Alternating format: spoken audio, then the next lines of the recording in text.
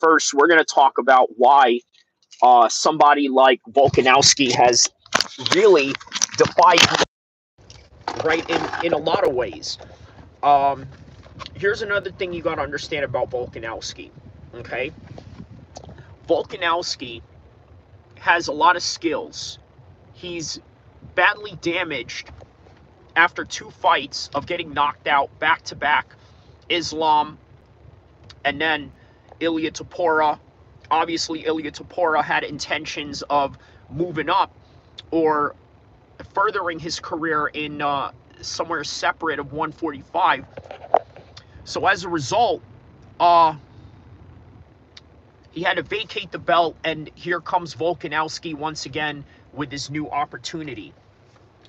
And this opportunity that Volkanovski got gave us an understanding of what it means to come back for some people, okay? Let me give you an example, okay? How many times do we hear about BJ Penn? How many times do we hear about, let's say, Tony Ferguson, Chuck Liddell when he was declining during those times?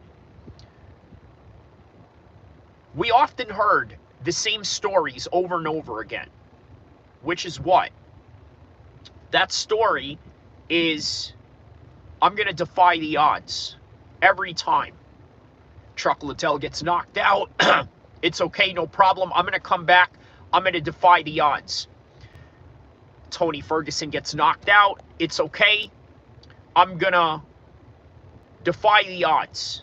I'm going to keep moving forward. And that's often the same language that you hear over and over and over again with different types of athletes that are in this position. You hear it over and over again. I'm going to come back. I'm going to make a comeback. I'm going to defy the odds. BJ Penn, over and over again.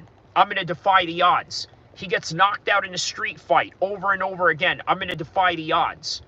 I'm going to defy the odds. That is what they are continuously pushing for every single time. I'm going to push and, yeah, defy the odds. But does it ever happen? Has it happened for BJ Penn? Has it happened for Tony Ferguson? Shout outs to Big Ink. How you doing? Santiago, hi, how are you?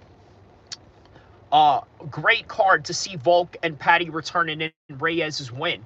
You know what? I'm glad you mentioned Reyes, because Reyes is actually a big part of this story as well.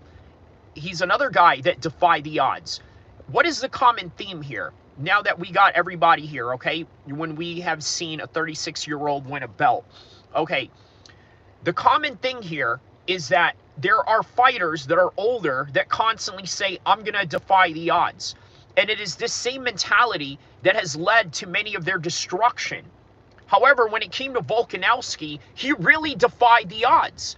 So as I started with the live stream, I talked about how all these fighters that have been knocked out previously before, the Chuck Liddells, the Tony Fergusons, the you name it, the people that have had bad careers at the end, BJ Penn, all of these guys, they always said, the next time around, I'm going to defy the odds, and it never happens, and it ends up being a very bad situation for all of them, okay? And then Big Ink here says, Reyes had the biggest resurgence I've seen. And once again, I need people to understand this, right? Just because a 36-year-old like Volkanovski was able to do it, it doesn't mean that everybody can do it. We also have to understand that in a world of participation trophies, some people are just a lot more special than others. That's just a reality of it. Pilot says, you sound like an automated program. Well, thank you for the compliment. I'm going to take that as a compliment, because what you're trying to say is that I sound very professional. And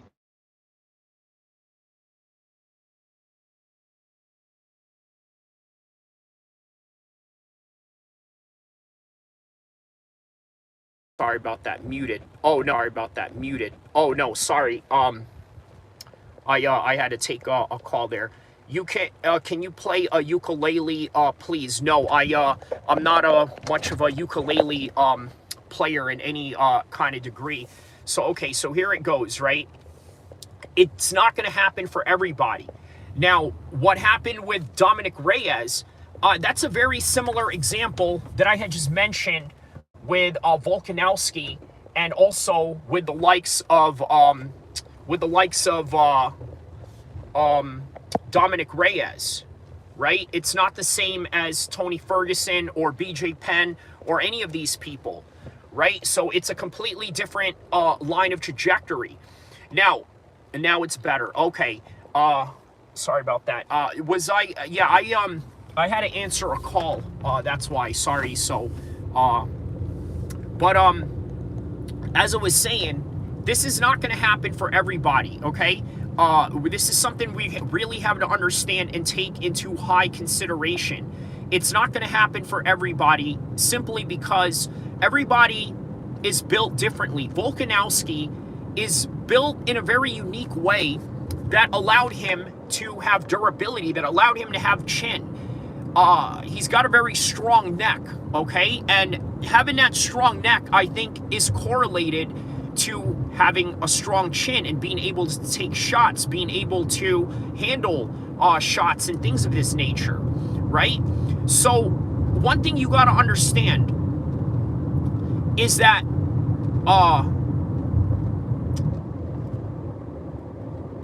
some people are more susceptible to CTE than others. And we don't know the complete science behind why that matter is and why it goes and sways into one direction over the other. So in other words, I may be more susceptible to CTE than some of you, and it has nothing to do with one guy being tougher than the other. It has nothing to do, maybe it does, maybe it has something to do with the neck composition, as I was mentioning, right? Maybe it has something to do with the fact that, hey, you know what? If you have a strong neck, you have a strong foundation for that neck, you can protect yourself easily when it comes to impact. Or there is a genetic composition that allows more people to receive more CTE than the next guy over the other, and that's just really what it comes down to. So it's really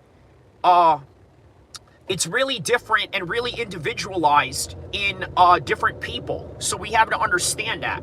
So what you got to understand is Volkanovski, great job, great story, and great perseverance. But the other side of that you have to understand, and that I really want to emphasize here, is that there is a possibility that somehow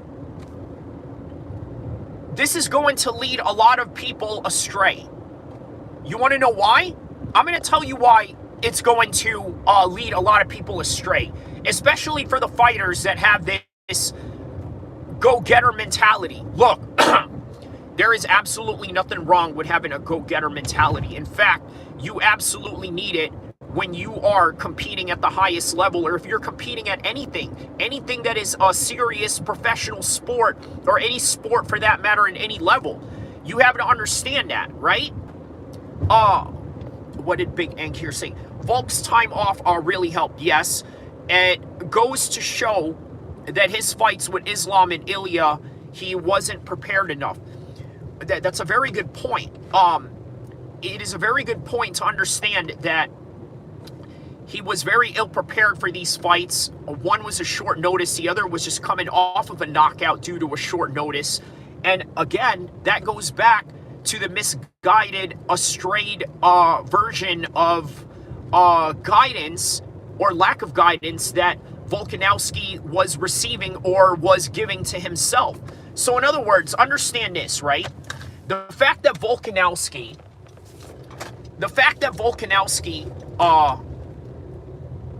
walked into these fights ill-prepared, and not only that, going in there with just nothing more than bravery, is the same exact reason why he was able to do this to Diego Lopez. But you also got to understand, Diego Lopez is a unique fighter in a way where, I'm sorry, not a unique fighter. He's not a unique fighter is what I'm trying to say. He's not a unique fighter at all. And Volkanovski was able to make him make a mistake every time he would step one side over the other. Okay, like for example, if he wanted to, let's say, make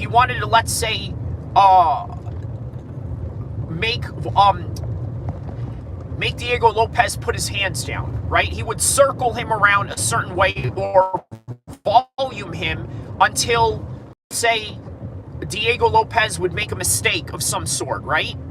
That's what he would do.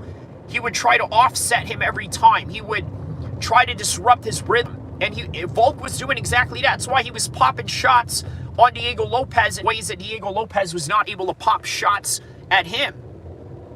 So, one thing that we got to understand about this fight is that it was a special circumstance for Volkanovski. Okay? A very special circumstance for Volkanovski. And the reason why I say that it's a special circumstance is because, like what Big Ink says here on the chat, he's absolutely correct that he was very ill-prepared in these fights, but it wasn't indicative of his skills. So we got to understand that. It wasn't indicative of his skills losing those two fights, but he was very ill-prepared as a result of it. As for Diego Lopez, he just happened to be the perfect stylistic matchup for Volkanovski to win back the title. And when it came to Ilya, we don't know what his potential is with Ilya, to be quite honest with you. Because you have to remember, he fought Ilya in what Big Ink has mentioned in a very ill-prepared manner after getting knocked out by Islam. I think Topuria is going to lightweight was perfect for Volk. Yeah, that's correct. It definitely is, because Volk, on one point, I mean, he's the greatest featherweight of all time, right? You're the greatest featherweight of all time or the greatest champion of all time until someone comes back and becomes, doesn't necessarily translate well when it comes to understanding and deducting the realities of the objective world around you. You understand what I'm saying? It's not the same. But a lot of these fighters, they believe that it's the same. They believe that, well, you know what? Let's take a look at what Sean Strickland said about Bryce Mitchell before the fight and after the fight. Let me explain. Sean Strickland said before the fight, hey, dude, you know what? If Bryce Mitchell wins, I'm going to believe that there's a God up there, man. Yeah. And then what happened after he lost? Sean Strickland said, hey, man, you know what? I'm sorry, Bryce, but it doesn't look like God exists or this and that, right? Like, I mean, this is what Sean Strickland is going off of, right? I know he's joking. I know it's banter and this and that, but for entertainment's sake, I'm entertaining it like it's a real conversation, because I know that Sean Strickland is not taking it that seriously, but let's just be real, okay? There's a part of him that would probably believe that, and he's a staunch atheist, but that's neither here or there. Again, another guy who is Mr. Self-Belief. Look, self-belief is a very important thing in fighting. But once again, when it comes to deciphering the world around you on a geopolitical matter, on a domestic matter, and on a historical matter, it doesn't always translate the same. And that's something that many people really have to come to grips with and come to a serious consideration towards.